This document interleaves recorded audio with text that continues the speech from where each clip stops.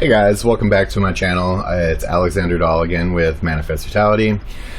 This week I have a couple topics I want to discuss, one of them being about the goal for this channel, about how musicians interact.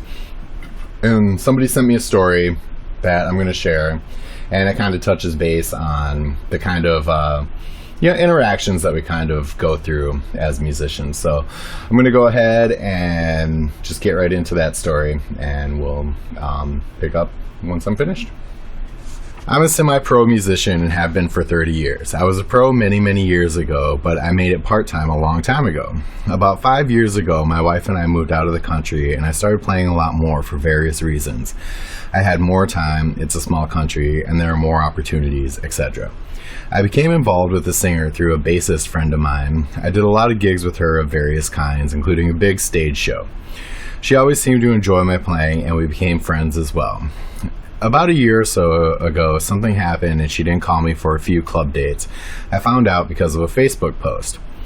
The drummer that got the gig is a great drummer, but he is very aggressive about getting gigs and has what I think is a difficult personality.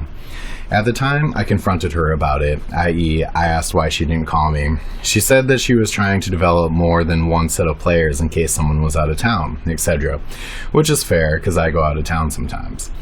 This latest incident is a very big show she's announced, which will happen next week. Only 1 month ago, I asked her why she wasn't doing any gigs, and she gave me this story about her having acid reflux and couldn't sing with it, etc.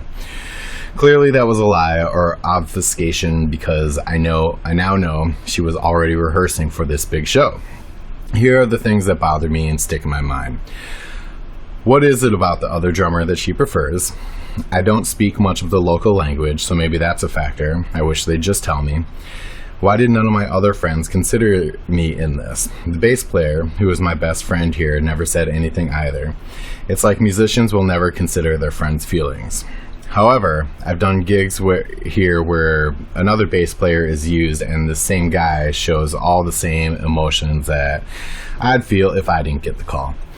I have a concern that this other drummer has been lobbying against me, though I don't have any hard evidence. I do know that many local musicians complain when me, a transplant to the country, is used over local musicians. Anyway, that's what happened. The world of social interactions with musicians has always bothered me. By day, I'm a computer programmer, and that world is so much more honest. If your work isn't up to par, you'll hear about it in a minute. If you're passed over for a job, they'll probably tell you exactly why. I realize that it's not comparable, but this aspect of being a musician really sucks for everyone. So that's a story that pretty much exactly relates to the kind of content that I want to focus on. Unfortunately, in this situation, this person just got ghosted for the gigs that he thought he was going to be a part of. And I completely empathize with that, because, that sucks to, just be out of a gig and not know why. And you did everything right, but you still didn't get it. So, through correspondence with this person, and I found out that they do have other options and do play with people. So that's good, and I'm happy for that.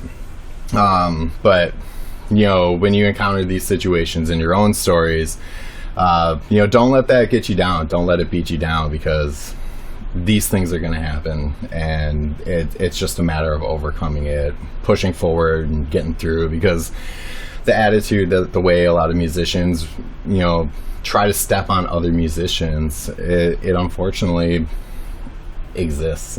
It's the reality of the situation.